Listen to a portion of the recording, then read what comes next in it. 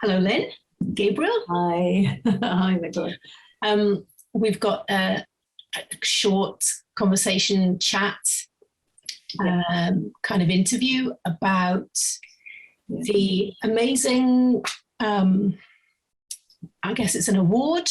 Is it an award that you'd call it? It's a medal. Yeah, I guess. You've been given an OBE, this enormous kind of recognition of your work and the impact you've had. And so we thought at the Pluralistic Practice website, it would be nice to meet you, talk to you, find out what's important to you, and just kind of celebrate it. Yeah, that sounds good. Yeah, that sounds good. Good. Yeah. Okay, so should we start with the OBE? Yeah. That's kind of exciting. Yeah, that sounds good. So how did you find out that you'd been given this amazing kind of recognition? What happened? What happened, Nicola, was my partner, my wife and I were away on holiday with some friends up in Scotland. We'd taken a big place for 2 weeks and had some friends 1 week, some other friends the second week. And it was in the second week. And I'd been invited a long time previously to be a special guest at an event that was happening in the city of York. And my partner and I talked about it and said, oh, you've got to go down. You've got to go down. You've got to go to that. So I'll be fine up here with mates and you go down. So I came down to York from up north and got to the house to get changed. I was wearing a dress on that occasion, which was unusual, but got into the house to get changed. And I could hardly open the door for mail, but happened to be on the top of the mail was this very thick envelope that looked significant and had in quite dark, quite big font, Cabinet Office on the outside, on the left-hand side of the envelope. And my reaction would have been fear, probably. It was. I immediately thought, what the F have I done? What are they after me for? Yeah, that would have been my first thought. Yeah, I went straight to that slightly paranoid place. Not that I'm an offender in any way, but it's just a kind of a default position. So, oh, what have I done? Yeah. So opened it and was really shocked because the letter said you're being entered into a list of honours that will be presented to the Queen. Basically, don't tell anybody. Wow. And of course, I rang my partner and said, you won't believe this. But so, yeah, my partner and friends were delighted, but I was a bit shell-shocked. And it still hasn't sunk in, Nicola. And I think there's a little bit of that, well, not a little bit, more than that, a little bit of imposter syndrome. It's like, oh, they'll find out actually what I'm really like. Or so, yeah, a bit of that. So it was a shock. I think it's hard to see perhaps the impact you've had from the inside out, whereas I think those of us outside you will know, your leadership of the BACP, your massive support of research, your generosity in supporting other people in the profession, the clinic, all of these things ripple out probably into enormous professional impact and personal impact for people. But you perhaps as the agent of that, kind of in the center of that, might not really see it perhaps the way it is outside of you. That's really interesting because it's just what I do. It's just my job, so to speak. Yeah. So, yeah, that's what happened. I think it's wonderful for us as a profession that you've had it as well. And that recognition is kind of partly for the impact that therapy can have as well, I think. Definitely. And what you've really kind of shown the power of that, yeah.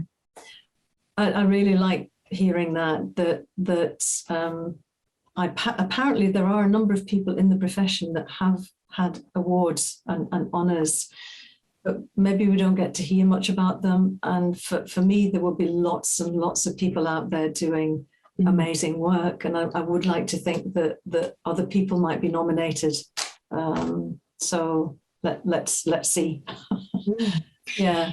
Can we talk a bit about how your career kind of started and then kind of the turns it took? And because I think it might be interesting for people at all stages of their therapy career to see sometimes it's hard to imagine how you make the leap into different things like research or teaching or, you know, positions at the BACP or things like that. Absolutely. Yeah. So how did it start? How did you get into therapy?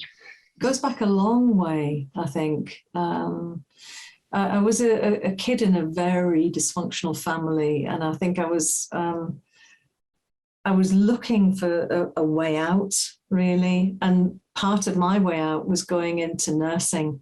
And at 16, I had a stint of being away from home. So I kind of, well, in reality, I was chucked out of home. Right. So I did a bit of sofa surfing. And then ultimately, I decided actually what I want to do is go into nursing. And what I think unconsciously I was doing was finding ways maybe of, you know, heal thyself kind of thing, the wounded healer type thing. Yeah. So I started as a cadet nurse, and it was psychiatric nursing. And I hesitate to say like it because that was a long, long time ago, and there were some psychiatric practices that I found really difficult. And ultimately, even though I trained, I left straight away once I'd finished my training. Neat ECT. When I was a cadet nurse, witnessing things like people being pinned into baths, you know, with wooden doors on them so they couldn't get out. Other forms of treatment that to me just felt barbaric. So I took part in a complaint against a member of staff, and it was after that I just thought I can't stay in this kind of toxic environment. So left, but all the way through my working life, I've worked with people. With people either in a support role or a training role or some kind of well-being role. So I've never strayed far from that. But what I got rid of was what to me felt like a toxic medicalized environment. And I remember as a trainee nurse being told off by the sister a number of times, you don't talk to the patients, get out there and do the bedpans and, you know, do this, do that. Talking with a patient was frowned on, which was awful. I hated that. The only time it was allowed, and it was in a very constrained and boundaried way, was in encounter groups were quite new in those days. They'd come over from America, and there was experiments with tea groups and encounter groups. So there was that, but it was very controlled. So yeah, I got out, went into other roles that enabled me to kind of cathartic that bit of me that was healing myself and thinking I could heal others. Sounds very grandiose, but that I can identify with exactly that motivation. Exactly. So and then ultimately went into and it was through my partner actually. We went through a really turbulent time. Who's currently not currently, that sounds awful. So it's like I'm biding my time for my next partner. No, I've been with my wife for a long time. But she said to me, you need to get some therapy, get yourself sorted out. Or else of a good wife. Exactly, ultimatum. And I thought, I think I probably need to. And anyway, I went into therapy with an amazing therapist who really helped me make a difference in myself, I think. And he said, as we're coming to the end of the therapy, I worked with him for a couple of years, and he said, have you thought about doing this yourself, Lynn? And sorry, I just turned that off. My apologies. Turn the sound off. And I hadn't actually, but after he said that, I started thinking about it and went into training, and the rest is just working with people and gradually doing what lots of people do, which is like portfolio working, so a bit of training, some therapy work, ultimately some supervision, and then it just extended. And the bit about the BACP chair was weird too. That wasn't planned. That I kind of catapulted into that by a dream. I actually had a dream that, again, it sounds a bit grandiose, but I had this dream about the profession's under threat, it's in danger. You've got to step in again. It's like, what? And at that point in my life, Nicola, the actual thought of stepping into a role like chair was terrifying, absolutely terrifying. But this dream troubled me and it wouldn't go away. So I talked to the then chair and said, you know, what do I have to do? If I want to step forward, what do I have to do? So I found out all about it and then got in, voted in, and then it's like, oh shit, what do I do now? Yes, you'd responded to the crisis and then you had to have a plan, I guess. So then you had to exactly. But there were some great colleagues at BACP, and unfortunately, about a month after I started or elected in at the AGM, I had a cancer diagnosis. So my first few months in BACP were a bit weird. I was active, but you know, I had surgery, treatment, stuff like that. So the first few months were challenging, to say the least. And we also, it's all the kind of historical bit, we were also facing that horrible first point of challenging NICE about the guidelines for depression. Yeah. And I kind of incited a riot essentially with advising people to write to their MPs, have their MPs question, you know, table questions. So that was the first few months of BACP, but it was okay. It's not something I'd want to replay. And I think every chair probably would say that. But then after that, just university work, setting up the clinic, because the clinic was an idea many years before it became a reality. But yeah. So sorry, I've gone on a bit there. No, it's great. It's really fascinating. It's making me think of, well, I suppose I see you in all those contexts as kind of having some like activist urge to definitely that wounded healer thing, but also I feel that, you know, you see some suffering and you want to immediately, you're kind of almost compelled to go and sort it and be helpful if you can. It feels like a kind of an activist aspect of you. Yeah, there is that, definitely. Yeah, and it's trouble sometimes. Yeah. But so the BACP came before the teaching. It didn't actually. It was alongside the teaching. Right. It was alongside the teaching. And then when I stepped out, I had another period of ill health. I had a heart attack. With my partner and I went on holiday. As soon as I stepped out at the AGM for a lovely holiday abroad, and then I had a heart attack, which started on the way back, and you know, emergency into hospital, and that took a little while to recover from. So I was out of action for a wee while after that.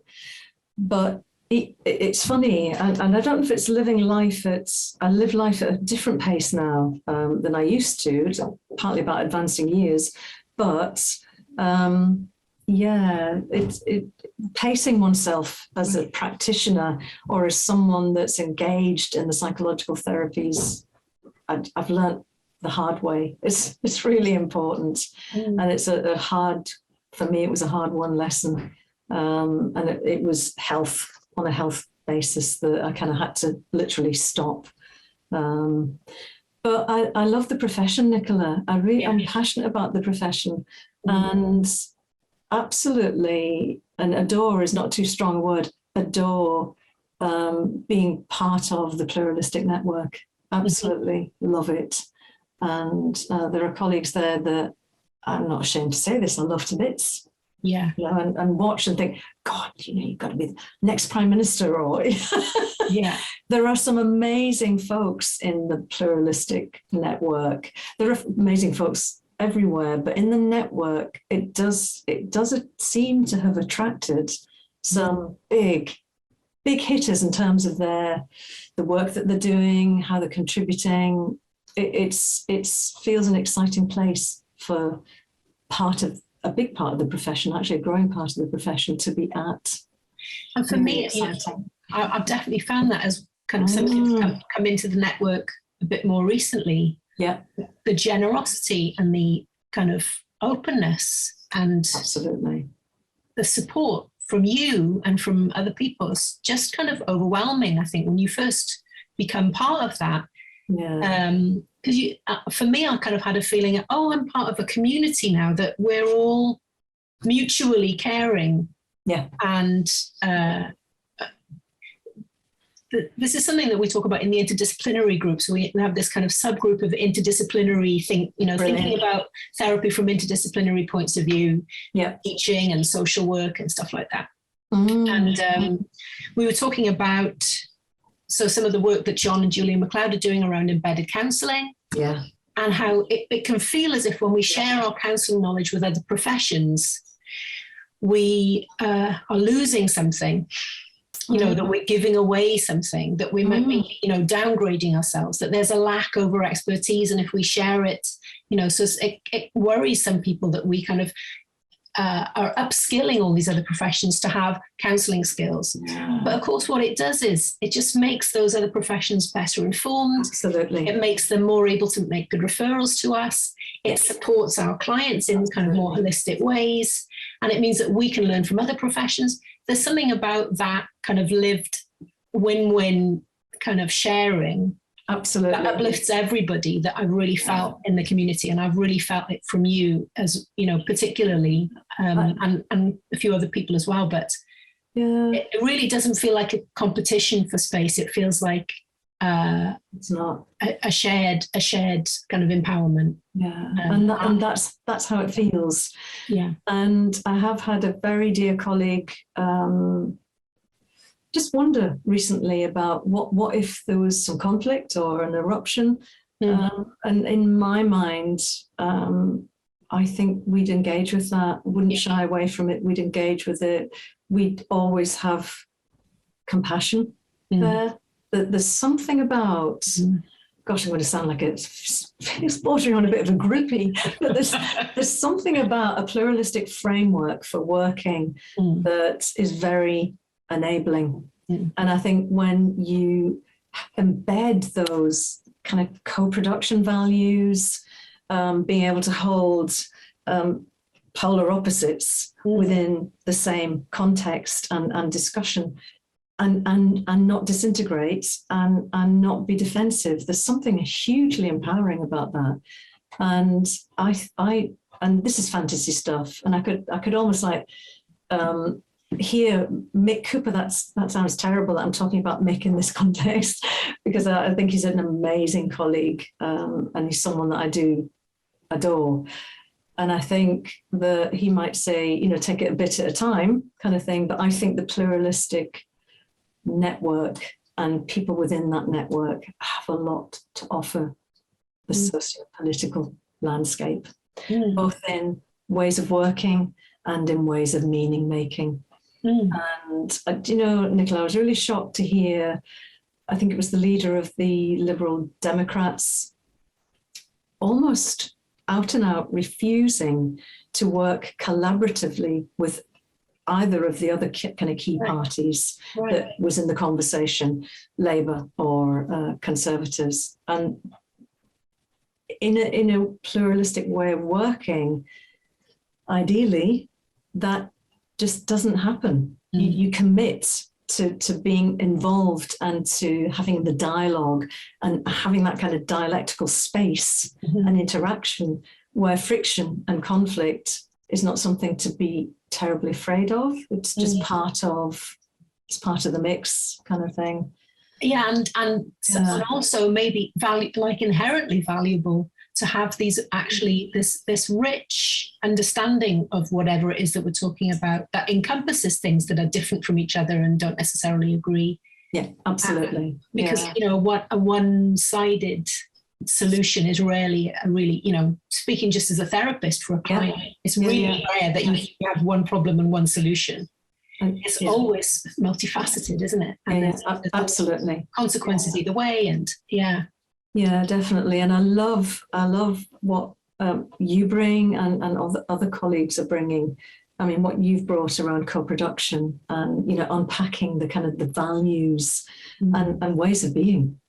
So I think, and I'd love to see where this goes ultimately, because I know Mick is going to be hosting a group, and I'd certainly want to be one of the voices kind of in that group. They're looking at how can people from this network support developments that are facilitative in terms of local, national, international policies, politicians.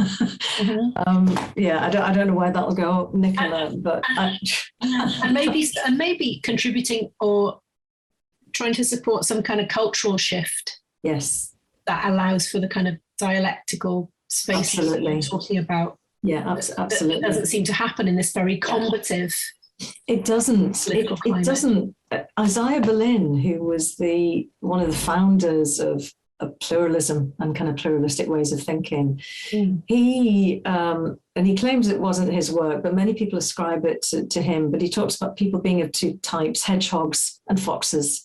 Right. And I would say that in the pluralistic network, we've got predominantly foxes, because there's predominantly people who can coexist with diverse thinking, right, and difference, and be more inclusive, and not run away from tension or dissonance. Whereas hedgehogs, there's one thing: it's black and white. That's it, and that's what we do. The foxes do things a little bit differently. So Berlin had this, and that was one of his ways of describing it, that people think differently. But yeah. So, and I think maybe something about the network is it kind of almost is a little beacon for those kind of more foxy thinkers, yes. Wherever they are, kind of however they've been trained, whatever modality that they practice in, or integration of, because I identify, when I first read about pluralism, I thought, well, yeah, that's what I do. And I speak to so many people who say, yes, that's how I work. I co-create, yes, with the client according to what they need, and we have a repertoire of things that we can work from, and we, it's not an alien. It's a kind of it's almost a fundamental way of being for those people that think in those flexible ways, I think. Yeah, indeed. I still remember some of the very early stuff that John and Mick did, and thinking, that's how I work. That's brilliant. Yeah. I work pluralistically. Yeah.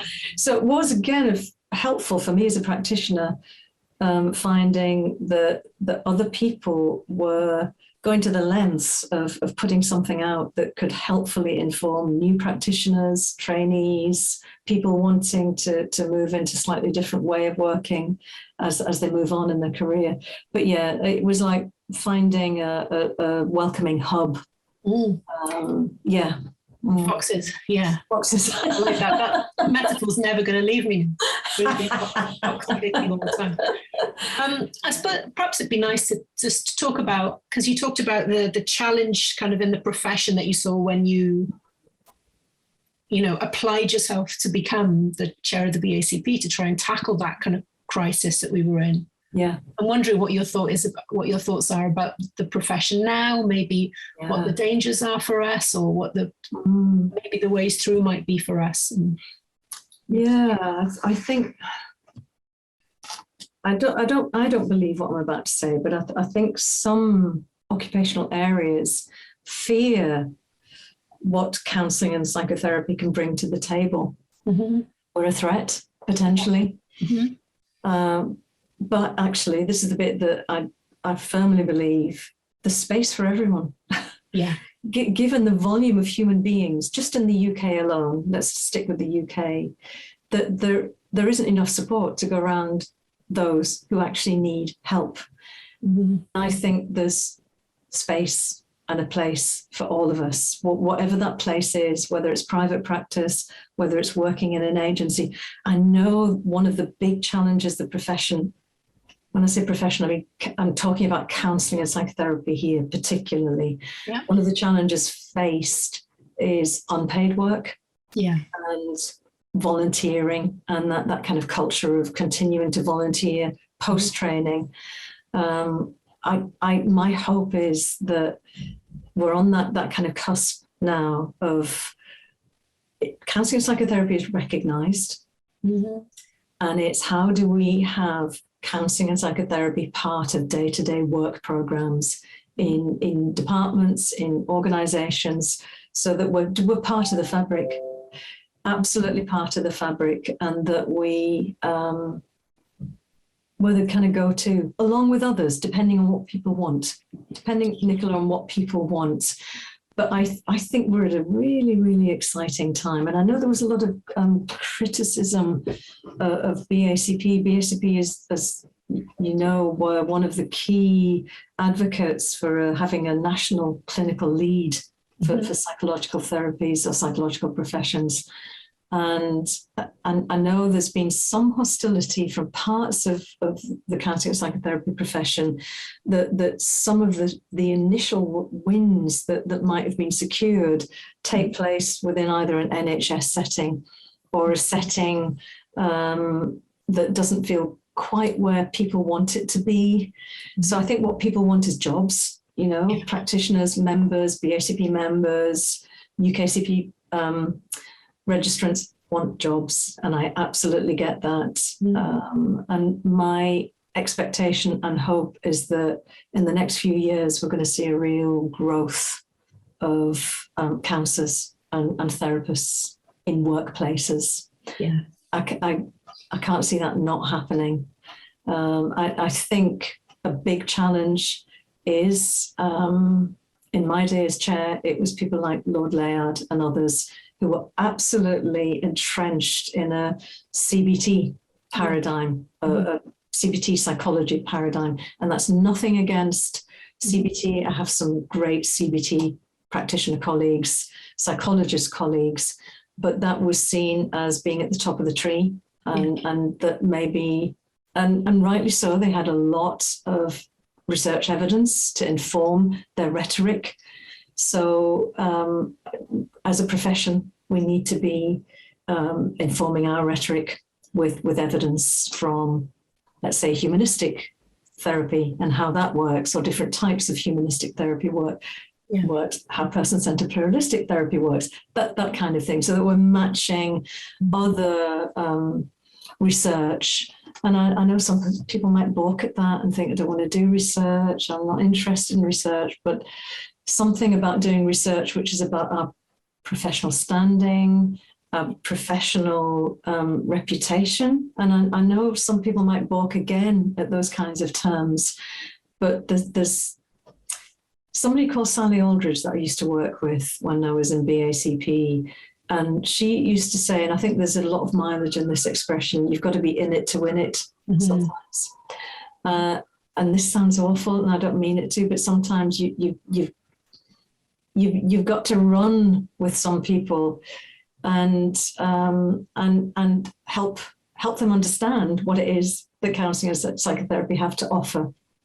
Yeah, and I think, I don't want to interrupt you, but I think it's something about that unique thing that we have to offer that fits into the network of support around a person. I think we've seen ourselves as separate from that very often. So we might not be in a multidisciplinary team, we might not be in a kind of a risk committee, like a merit committee around, but actually speaking, you know, as a course leader, my students have these enormous professional backgrounds and experience and expertise, which, you know, could really be so valuable if they were part of a package of care, for instance, around a person, or if they worked in a team, and they would offer something totally unique, but that could communicate with what the other professionals are kind of offering.